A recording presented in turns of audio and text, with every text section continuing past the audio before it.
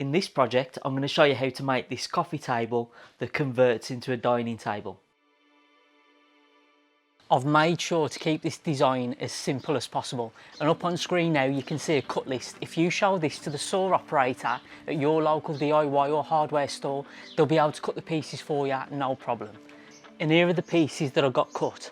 The first two pieces you'll see are basically the same as the one underneath, just cut in half, well, near enough. These measure 60 centimetres long by 35 centimetres wide, and the two of these are the exact same measurement. These will become the sides to the table a bit later on. This piece measures 70 centimetres long by 60 centimetres wide. This will be the top of the table, and as you can see, the side pieces will fit nice and flush along the edge when it's folded out to become the dining table. And this piece is one of the offcuts, along with these to the side of me. Now these offcut pieces I just got cut to a rough size so I could actually fit them in the back of my car, but these pieces are going to be used to turn into the legs, and that's really the only cutting that we're going to have to do in this project now. So as you can probably see by the amount of lines I've got drawn on here, I've had a real play around with the design for the legs.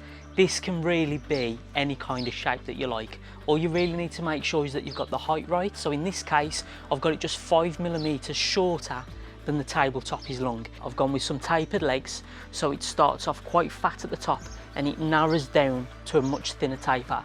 And because I've gone with straight angular lines, I'll be able to cut them out with just a handsaw.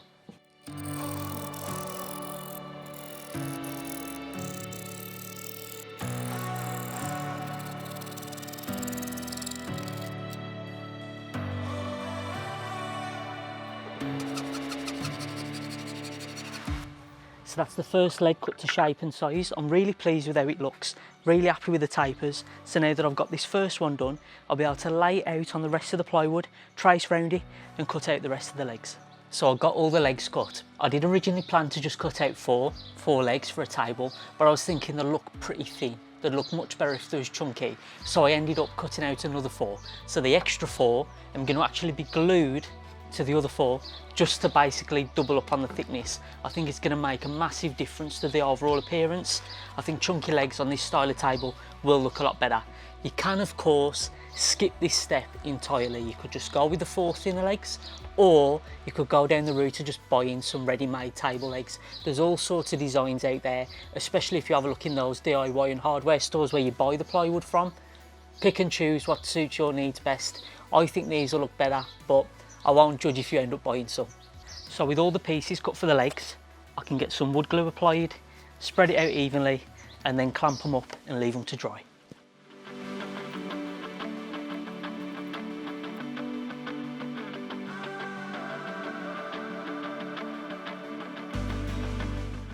So once the glue's dried on those, we've got them sanded and they should look a little bit like this.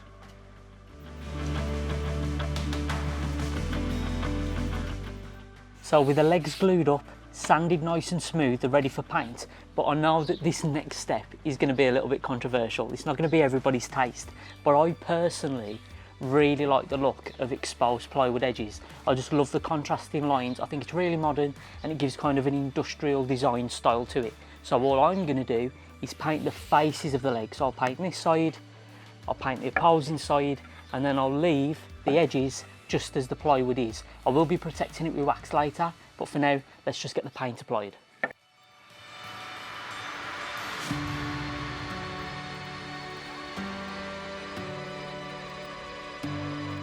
So now the legs have been painted, I've actually gone ahead and got them laid out on the wings of the table. So they should just sit in place. But what I needed to keep in mind is that these are going to fold in on each other. So I couldn't just have the legs perfectly mirrored, otherwise they're going to bash into each other when you try and fold it up. So what I've done is I've measured 3 centimetres in on this side for a leg and 8 centimetres in on this side for the other leg. So when them together, they should miss. And I've then mirrored that over to this side. So 3 centimetres up there, 8 centimetres here, 3 centimetres here, 8 centimetres up there. But before we get any of the legs attached, now's the best time to add the wax stain. It would be a nightmare to try and apply it around the legs, so best to put it on now. Because I've marked out where the legs are going to fall, I can be sure to leave some patches of bare wood to make sure that the wood glue will adhere properly later. To secure the legs to the wings of the table, I'm going to be using a mixture of wood glue, super glue and some screws. The screws will be replaced later with wooden dowels though. So the first thing I'll add is some of the wood glue. And along with the wood glue, I'm going to add a couple of dabs of super glue. Now this super glue is there to really just hold the wood initially. It'll stop it sliding about for me, so when I get the screws put in, it'll hold it enough to give chance for me to put the screws in without it slipping about, and then it'll add its full strength with that wood glue and the screws, which will later be wooden dowels. So if I just apply a little bit of pressure now and hold it long enough for that super glue to set, it should stop it moving on me, and it'll be a much easier job to add the screws. So that should be held enough now so I can easily get some screws put into place. So now those screws will hold it together properly while that wood glue dries. I can wipe off the excess, and then once I'm happy that the wood glue has dried a little bit, I'll be able to remove the screws and swap them out for some wooden dowels.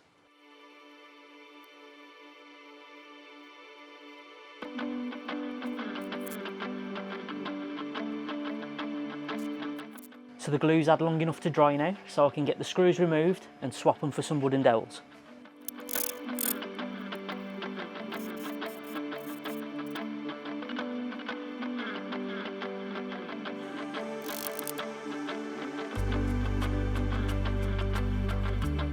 So it's time for some assembly now. I've got the one set of legs lined up on the other side. And with this other set, I just need to make sure that it's flush either side and butted right up against the tabletop.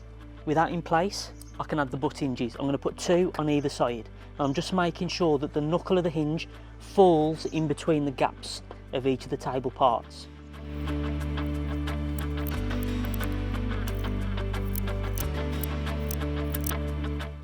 Right, so the table still needs a clear coat of wax all over just to protect it, but I couldn't resist trying it in place and just seeing how the mechanism worked.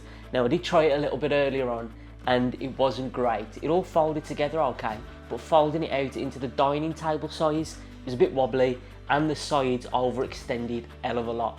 And I did actually try and add some gate latches to it to try and prevent that movement, try and keep the table straight and stop it from wobbling, but no joy. So I'm going to try something a little bit different. I've took the latches off, there wasn't doing anything, and I've actually added on the one side what I'm going to do already. So let's show you what I'm putting on this side now. So what I'm ending up adding are these clear rubber feet. These are actually what you use to stick on the bottom of furniture, just to stop it from scuffing your floors. But it seems to work quite well on the other side, and what I'm hoping that these will do is to stretch the hinges a little bit. At the moment, the hinges are overextending, they've got too much play in it. So by putting these into the joint, it should mean that the gap's that little bit tighter, and it should stretch the hinges apart and hold it nice and tight. But there's only one way to find out. Stick them in place, give them a try. So I'm hoping, fingers crossed, that these little rubber feet have took the play out of the table. Let's find out.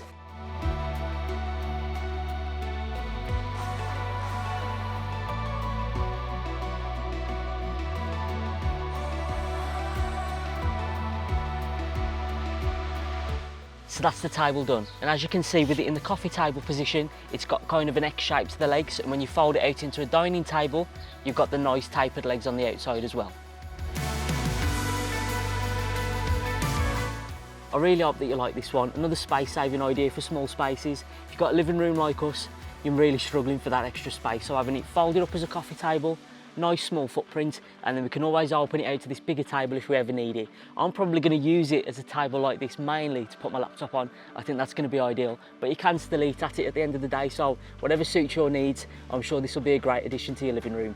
If you are going to make one, please let us know in the comments down below, because we'd love to hear how you get on with it. And if you haven't subscribed to On a Budget already, make sure you click the subscribe button and then click the little bell icon next to it. That way you'll get a notification as soon as you upload a new video. Thank you all for watching.